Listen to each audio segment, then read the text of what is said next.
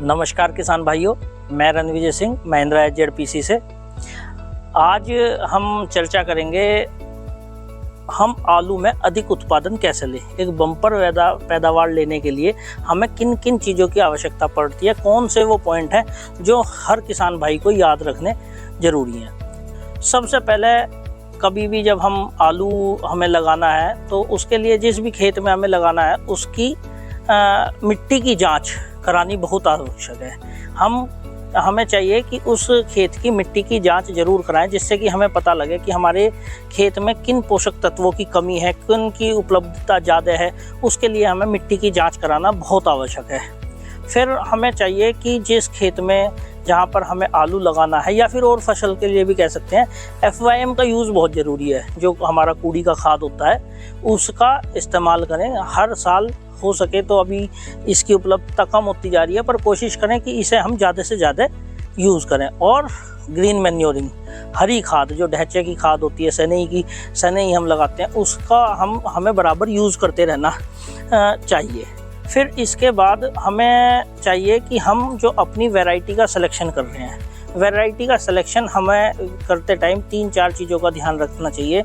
जैसे कि हमारा जहाँ पे हमें लगानी है उसका वातावरण कैसा है, वातावरण के अनुकूल वो वैरायटी है या नहीं है। जो वैरायटी हमें लगानी है उसकी टाइमिंग क्या है। वैरायटी 3 तरीके से होती हैं। अर्ली वैरायटी जो जल्दी लगाई जाती है, मिड और लेट।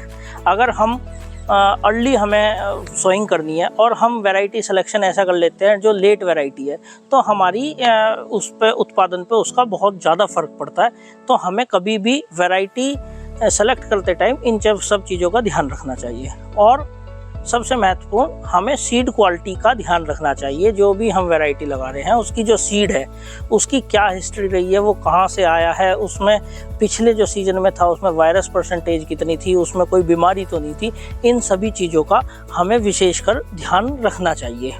इसके बाद अगर किसान भाइयों मैं आपको बताऊँ तो हमें फील्ड प्रिपरेशन का ये फील्ड प्रिपरेशन, खेत की तैयारी करना एक महत्वपूर्ण पहलू है। फील्ड प्रिपरेशन हमें किस तरीके से करनी चाहिए। और आलू में, जहाँ तक कि आलू की बात करते हैं, आलू में जितनी मिट्टी भुरभुरी हो जाए, आपने पहले हैरो चलाया, फिर टीलर चलाया, रोटावेटर, तो एक भुरभुरी मिट्टी जिसे हम बोल देते हैं, जितनी ज़्यादा उसकी जुताई होगी, जितनी अच्छी उसकी फील्ड प्रिपरेशन होगी, उतनी हमारी आलू की बम्पर पैदावार आएगी। तो इस चीज़ का भी हमें विशेष ध्यान रखना चाहिए। फिर जब हम आलू कोल्ड स्टोर से लेके आ जाते हैं, उसके बाद हमें अपना सीड ट्रीटमेंट उसका ज़रूर करना चाहिए, इंसेक्टिसाइड, फंजीसाइड से, जिससे कि हमारी उसमें फंगस की कोई बीमारी ना आए, उसमें नीचे इंसेक्ट ना लगे। तो इंसेक्टिसाइड, फंजीसाइड का स्प्रे उस पर हम करें, सीड ट्रीटमेंट को ज़रूर करें, वो भी हमारा कारगर है उत्पादन बढ़ाने में। इसके साथ साथ सीड ट्रीटमेंट हो गया। अब हम स्टोर से आलू लाए हैं, 3 दिन 4 दिन हुए हैं, तो एकदम से ही सीड को नहीं लगाना चाहिए। उसका हमें देखना चाहिए कि उसकी आंखें पूरी तरीके से चली हैं या नहीं चली। टोटल आलू स्प्राउट हो गया, उसकी सारी आंखें चल गई हैं, जब भी हमें उसके बाद स्प्राउटिंग, जिसे हम बोलते हैं, स्प्राउटिंग के बाद ही हमें लगभग 7-8 दिन से पहले कोई भी वैरायटी नहीं लगानी चाहिए। और ये वैरायटी, कुछ वैरायटियों में ये ज़्यादा दिन भी जा सकता है। किसान भाइयों, इसी क्रम में आगे अगर हम बात करें तो हमें फर्टिलाइज़र जो हम डालते हैं बेसल डोज के टाइम पे बेसल डालते हैं, या जब भी हमें फर्टिलाइज़र देना होता है, तो उसका हमें विशेष ध्यान रखना है कि वो हमारा प्रॉपर होना चाहिए और बराबर मात्रा उसकी जो है होनी चाहिए। ये नहीं कि एक फर्टिलाइज़र बहुत ज़्यादा हो गया, दूसरा कम हो गया, तो वो विशेष हमें उसका ध्यान रखना चाहिए। जैसे अभी हमारा सीज़न आने वाला है आलू का, उस टाइम पे क्या होता है कि बाज़ार में इसकी उपलब्धता किसी की कम हो जाती है, किसी की कम, तो हमें पहले से पहले उस चीज़ का ध्यान रख के उसी हिसाब से अपना फर्टिलाइज़र ख़रीद के रखना चाहिए। इसमें हमारा major nitrogen, phosphorus, potash, calcium जो भी हमारे हैं, वो बराबर उनका एक डिस्ट्रीब्यूशन वो ठीक हो और वो अच्छे से हम उसका ध्यान रखें। उसके बाद हमें देखना है कि रिज साइज़ हमें क्या रखना है। जो हम बट बनाते हैं आलू की, वो अगर हम सीड की पर्पज़ से अपना आलू लगा रहे हैं तो हम 26-27 इंच की बट रख सकते हैं। और अगर हम वेयर के लिए आलू लगाते हैं तो उसमें हमें ध्यान रखना है कि हमारी 28 से 30 इंच की बट हो, जिससे कि जो आलू उसमें ज़्यादा होता है और बहुत बार बड़े साइज़ का आलू होता है तो वो छोटी बटों से बाहर निकल जाता है, उस रिज से बाहर आ जाता है। तो इसका हमें ध्यान रखना है। इसके साथ साथ ही हमें विशेष ध्यान रखना है अपनी सॉइल डेप्थ का। हम जो आलू लगा रहे हैं वो बिल्कुल ऊपर ना हो, ठीक है, बहुत ज़्यादा गहरा भी ना हो। हमें अपनी वैरायटी के हिसाब से सॉइल डेप्थ को एडजस्ट करना चाहिए। अगर कोई हमारी अपर सेटर वैरायटी है तो उसे थोड़ा सा डेप्थ में लगाएंगे, अगर कोई डीप सेटर है तो थोड़ा उसे ऊपर लगाएंगे।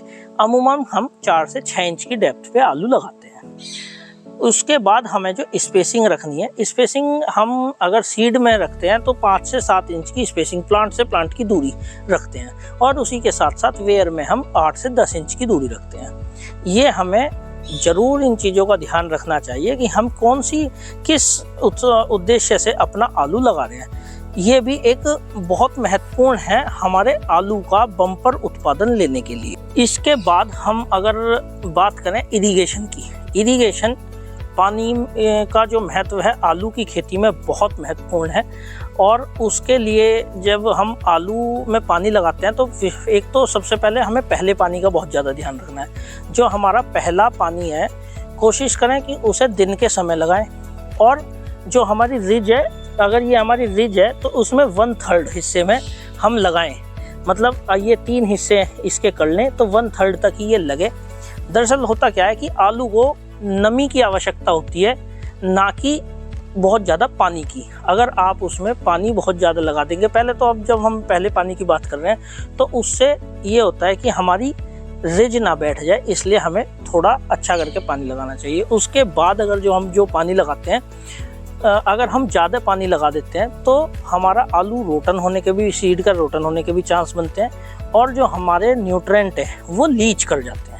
अगर नाइट्रोजन जो अभी हमारे न्यूट्रेंट है वो लीच कर जाएंगे तो हमारा जो है जड़ों का विकास, रूट डेवलपमेंट रुक जाएगा और जो कि उत्पादन पर उसका असर आएगा। तो अच्छे उत्पादन के लिए पानी का बहुत विशेष हमें ये ध्यान रखना चाहिए। इसके बाद हम बात करते हैं अपना वीड कंट्रोल की। वीड कंट्रोल करना बहुत आवश्यक है।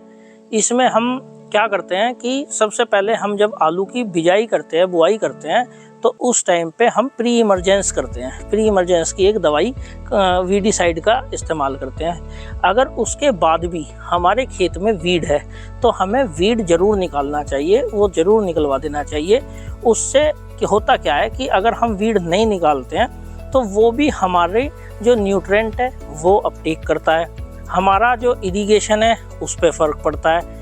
और वो कुल मिला के सारी जो बात है वो आके रुकती है हमारे उत्पादन पे, हमारी आलू की पैदावार पे, उसे वो कम करता है। तो इसलिए हमारे खेत में वीड नहीं होने चाहिए। इसी के साथ साथ जब हमारी फसल लगभग 40 दिन की हो जाती है, 40 दिन के बाद से हमें उसमें आजकल मार्केट में बहुत अच्छे वाटर सोल्यूबल न्यूट्रेंट है। वाटर सोल्यूबल न्यूट्रेंट हमें उसमें स्प्रे करते रहने चाहिए। जैसे कि स्टार्टिंग में ये 1261 आता है, फिर 1919 है, 13-0-45 है। उसके रेगुलर अपनी फसल के हिसाब से जो उसे अभी चाहिए और लग रहा है तो वाटर सोल्यूबल जितने न्यूट्रेंट हैं हमें वो देते रहने चाहिए। तो किसान भाइयों, इसी के साथ अगला जो हमारा है, हमें ध्यान रखना है अपना पेस्ट और डिजीज़ मैनेजमेंट का। हमारे खेत में किसी तरह की बीमारी ना हो या किसी तरह का इंसेक्ट ना हो, उसके लिए हमें रेगुलर अपने खेत पे विज़िट करते रहना चाहिए। और विज़िट करने के साथ साथ हमें देखना चाहिए कि अंदर खेत में जाके किसी तरह की डिजीज़ तो नहीं है। और उसके लिए सबसे ज़रूरी है कि हमें अपने फंजीसाइड, इंसेक्टिसाइड के जो हमारे स्प्रे हैं वो हमें रेगुलर बेसिस पर करते रहने चाहिए। हम ये ना रखें कि बीमारी आएगी तब स्प्रे करेंगे। दरअसल आलू में अगर कोई भी डिजीज़, कोई भी बीमारी आती है तो वो बहुत ज़्यादा समय नहीं देती। 2-3 दिन में इतना ज़्यादा नुकसान कर देती है कि बाद में उससे बच पाना बहुत मुश्किल हो जाता है। तो हमें चाहिए कि हम उस पर 7-8 दिन के इंटरवल में अपने फंजीसाइड के और इंसेक्टिसाइड के वो सब स्प्रे हम अपना इस पे साथ के साथ करते रहें। और इससे अगर हमारी डिजीज़ कंट्रोल रहेगी, इंसेक्ट कंट्रोल रहेगा, तो ये भी हमारा पैदावार को ही बढ़ाएगा। अगर हमारी वेजिटेटिव ग्रोथ अच्छी चल रही है, सब कुछ अच्छा है, तो वो पैदावार पे ही फ़र्क डालता है। फिर किसान भाइयों, लास्ट में हमारा आ जाता है हार्वेस्टिंग का टाइम। हार्वेस्टिंग एक ऐसा मेजर ऑपरेशन है कि सारी फसल हमने बहुत अच्छे से केयर की, सारी कोई डिजीज़ नहीं आई, सारी चीज़ें हमने ध्यान रखा, बट उस टाइम पे क्या होता है कि लेबर की कमी है या कुछ और कारणों से हम बड़ी जल्दबाजी में हार्वेस्टिंग करते हैं। ऐसा बिल्कुल ना करें, तसल्ली से हार्वेस्टिंग करें। हार्वेस्टिंग करते टाइम ध्यान रखें कि हमारा जो डिगर है जिससे हम हार्वेस्ट कर रहे हैं उसमें बहुत बार नट होते हैं। अब वो नट ऐसे बीच में बेल्ट में उभरे होते हैं जिससे आलू को चोट लगती है। तो हमें ध्यान रखना है कि आलू को किसी भी तरीके से हार्वेस्टिंग के टाइम चोट ना लगे। और बहुत बार खेत में ढेले बन जाते हैं बड़े बड़े, और वो जब सूखा खेत हो जाता है तो ढेले जब हम वो फटते हैं तो वो भी आलू को चोट मारते हैं। वो चोट आलू को कभी भी उस टाइम पे दिखाई नहीं देती, बट जब वो कोल्ड स्टोर में जाता है, कोल्ड स्टोर में जाने के बाद वो आलू रोट होगा और वो भी हमारे उत्पादन को, जो हमारा अच्छा उत्पादन आया है, उसे भी कम करेगा। तो हमें विशेष ध्यान रखना है हार्वेस्टिंग के टाइम पे। दूसरी चीज़ एक आप ध्यान रख सकते हैं कि अपने जो आप एग्रीकल्चर एक्सपर्ट हैं, क्रॉप के, इसके पोटैटो क्रॉप के एक्सपर्ट हैं, उनकी राय लेते रहें, उन्हें अपने खेत पे विजिट कराते रहें। अगर आपको कोई थोड़ा सा भी लगता है कि कोई न्यूट्रिएंट की कमी है, कोई डिजीज़ की है, तो तुरंत अपने जो भी नज़दीकी एक्सपर्ट हैं, एग्रीकल्चर के एक्सपर्ट हैं, क्रॉप के इसके एक्सपर्ट हैं, उन्हें बुलाएं और अपने खेत पे विजिट कराएं। तो किसान भाइयों, आज यही सब है, ये सब मुख्य बिंदु हैं जिन पर हम विशेष कर इन सभी चीज़ों का, छोटी छोटी चीज़ें हैं, पर अगर इन पे बारीकी से ध्यान रखें तो हम अपनी यील्ड को बहुत बढ़ा सकते हैं और बहुत अच्छा उत्पादन ले सकते हैं। अगर आपको ये वीडियो अच्छी लगी हो तो और भी किसान मित्रों के साथ इसे ज़रूर शेयर करें।